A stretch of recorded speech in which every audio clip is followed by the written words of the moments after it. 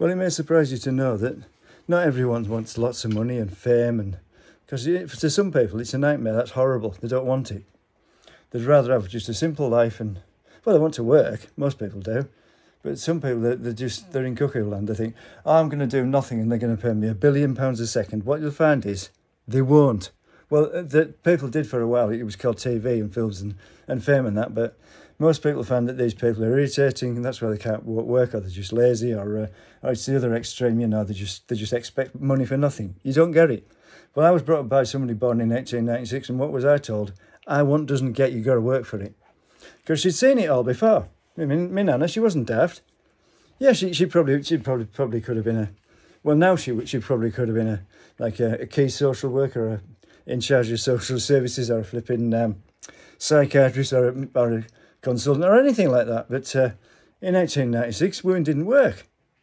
They weren't educated. I mean, they're going about the way the Arabs and people like that treat women.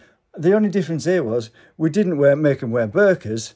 They couldn't. Well, no, they didn't wear trousers, and but they didn't flog them for wearing trousers. Well, the women wouldn't even think about wearing trousers. But you know, I mean, my nana wore the trousers in her family because, well, yeah, probably equal. I mean, my granddad was a boss at the county hall, but my nana was just basically the only job she ever did was work as a maid, and you know, in a big house. But yeah, when she met my granddad was only a junior clerk, but that wage would pay the mortgage on a 4-bedroomed house.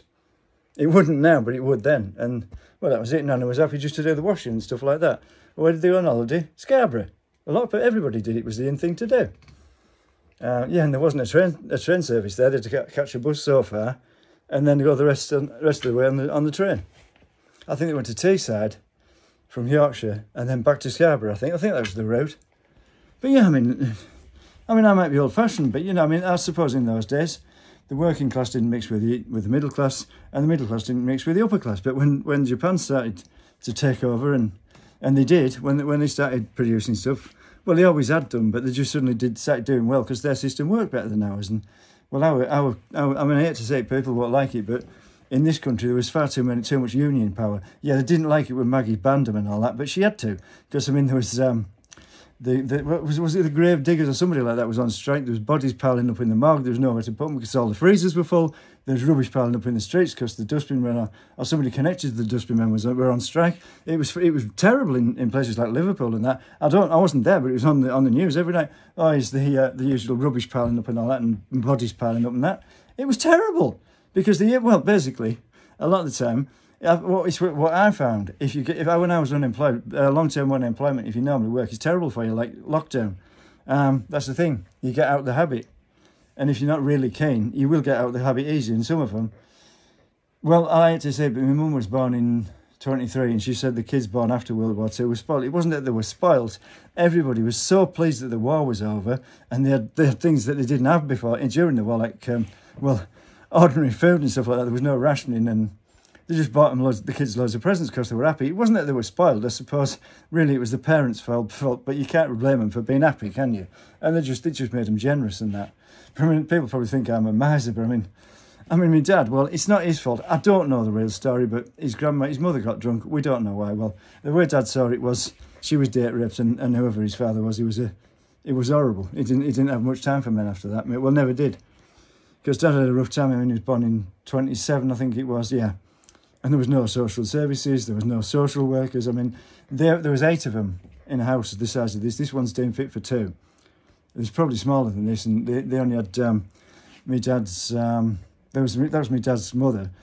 She had 6 or 7 sisters and a brother. The brother died aged 31 in 1931 from heart valve trouble. They couldn't operate then, and there was no national health, so you would have to pay for it. And even if you'd had the money to pay, the doctor wouldn't be able to do anything because they couldn't do that sort of thing then. I mean, is this old-fashioned? Yeah, but it's coming back round, isn't it? Because, I mean, people are sick of,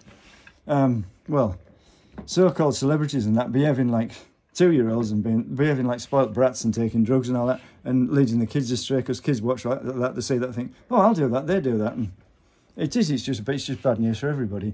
I mean, people didn't used to argue, some would, but, they were usually... They wouldn't be employed, but yeah, I mean, people just like to be happy, and a lot of them were just glad that their ancestors didn't die in the plague, also known as the Black Death and stuff like that. I mean, I'm not lecturing anybody. I'm just telling you that's what it was like, because a lot of people don't know. And yeah, I mean, were these part, or was it just like celebrations and that because the war was over? I don't know. Probably my mum termed it bad, which is unusual for her, because when she went to the school I went to, it was actually a grammar school, and her dad paid for her to go there out of a junior clerk's wage. It was so much cheaper then. But then, as I was saying, since my dad built our house in 1968, the price of housing has gone up 5 times compared to the wages, and possibly more. That's a well-paid, tradesman, you know, £600 a week. They possibly wouldn't get that. They possibly have to put loads of overtime in to get that, if they could get it. When somebody said, oh, plumbers and that, they earn £1,000 a week, one of my mates said, no, they don't. Well, they do, but you have to work yourself until you're almost collapsing to do it. He said you have to work stupid long hours and really work. Not many people could do it. I mean, Dad wasn't slow. I mean, he worked at the local Hot Point reconditioning place. He just used to actually, he reconditioned gearboxes for the first top loaders, automatic washing machines. And that was the thing. He could do one in the town, and they used to get what they'd call a quickie.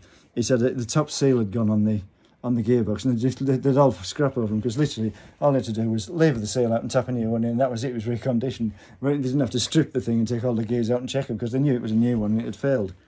But there was one, my dad was telling me about one bloke. I don't know how he did it, but he used to get parts out without being noticed, and he sort of borrowed them, if you like, and never took them back. And he used to assemble them all at home, and he rented them out. And he knew people, the people were onto him, the police were onto him. And he said, they said, God, you had a load of stuff. And he said, you should have seen how much I chucked over the road bridge into River Swale. He said he was dumping it into River Swale. But he was making an absolute killing out of renting electrical goods out. It's some of it complete, like fan heaters and stuff. He just borrowed the lot and rented them out. You couldn't blame him, because, well, actually then the wages wouldn't be that bad. That would be about, I don't know, Dad was in the building trade for 17 years. Wasn't he? Yeah. Then he worked at, I think he went straight to Hot Point after that, or did he? No, he was a farm labourer first, and I don't know how long he did that for, but he started that in just after World War II, I think. So I don't know. Yeah. I can't remember. He was at York Trailers for 17 years, and it went bust just before he retired. He was always going bust, and he was there for 17 years, and so that would be. He'd be 58 when he started there, wouldn't he? Yeah, so that would be, no, he's 93, 18 months ago. I can't quite do this in my head. It was when I was a teenager, I think, he started at York Trailers. Or was I younger? He left in, after I'd been there twice, and I think I was ill when he left. Or was he? Possibly not. No, because I remember I put a heavy metal album on, and I forgot he was on the night shift. And I had really powerful hi-fi. I don't know. I can't remember. I should. 93, 65 to 93, 28 years, isn't it? So it would be